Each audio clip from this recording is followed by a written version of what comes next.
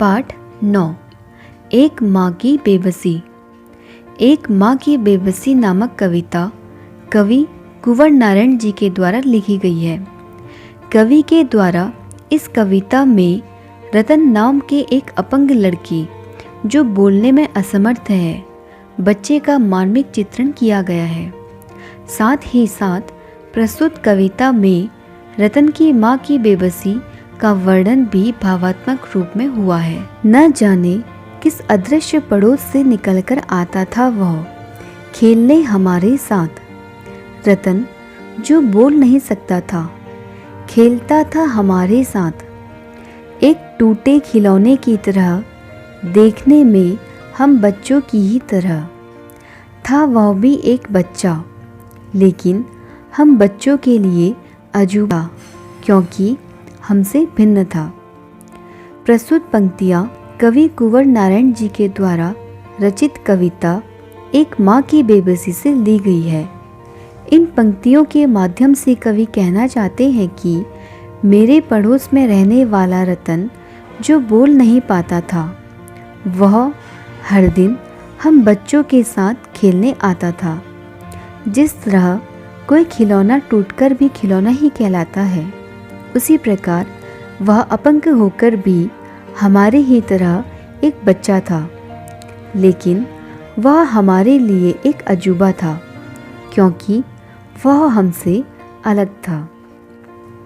थोड़ा घबराते भी थे हम उससे क्योंकि समझ नहीं पाते थे उसकी घबराहटों को, न इशारों में कही उसकी बातों को, न उसकी भयभीत आँखों में हर समय दिखती उसके अंदर की छटपटाहटों को।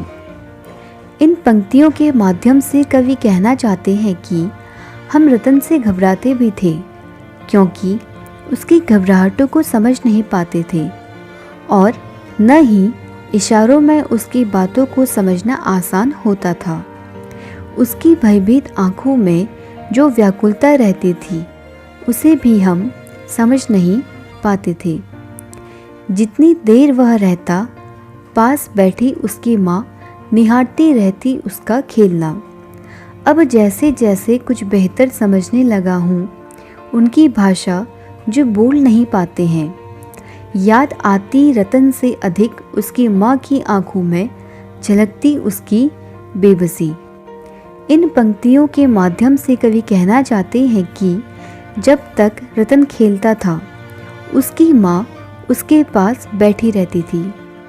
उसकी नज़र हमेशा रतन पर होती थी।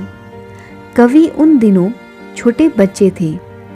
रतन के गूंगेपन के साथ साथ उसकी माँ की बेबसी को भी समझ पाने में असमर्थ थे।